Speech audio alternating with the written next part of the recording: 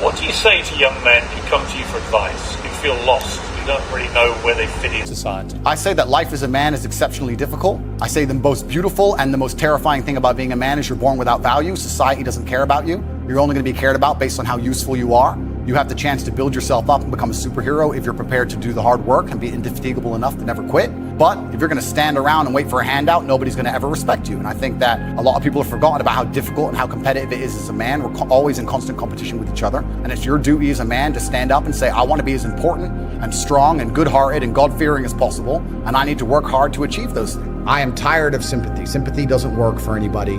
I'm not going to sit here and be sympathetic for people who say they're too sad to try hard and be their best. Guess what?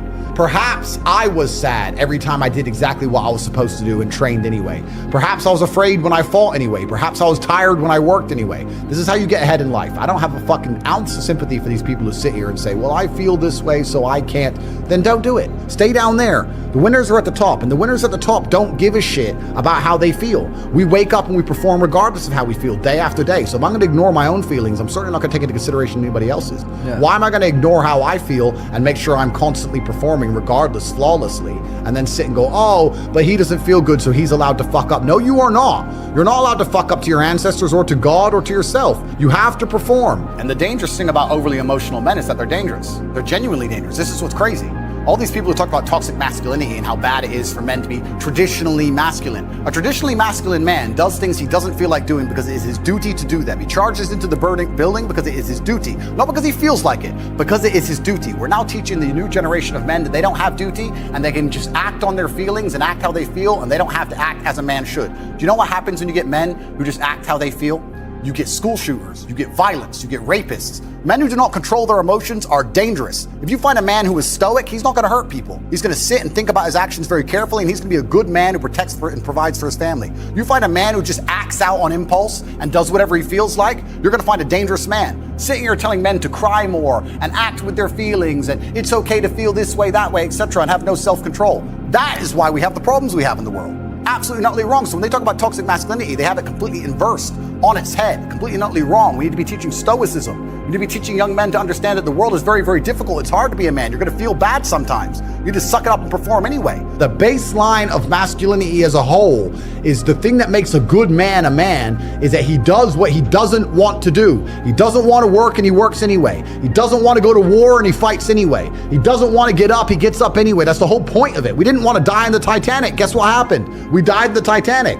You can't sit there as a man and say you don't feel like it. You're not allowed to not feel like it. You're supposed to do it anyway, regardless. So when a man sits there and says, oh, but you don't understand, I'm struggling with motivation. If you are struggling with the motivation to be a winner, then stay a fucking loser. How can an antelope in the jaws of a tiger say, I lack motivation? I'm tired.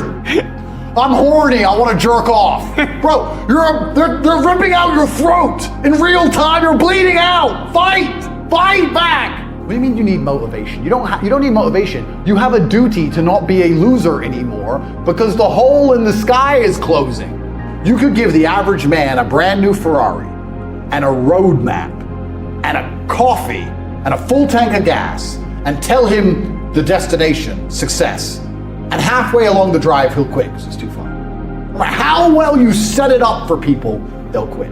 And if you want to be a superhero in life, you need to understand that for 80% of the movie, you're going to suffer. For 80% of the movie, you're going to lose. Watch any superhero movie. For 80% of the movie, it is nothing but pain and frustration and difficulty. And when your life is that way, you have a chance to grow into something fantastic, and you should thank God for every difficult thing he puts in your path. There is one path to happiness, and that is masculine strength, and that is eating pain for breakfast and becoming a better person. The flavor of life is pain. You try to change the flavor, you're going to end up disappointed, you're going to end up weak, you're going to end up miserable. Accept the flavor and learn to love it. That's the only path to genuine competence and happiness within yourself as a man.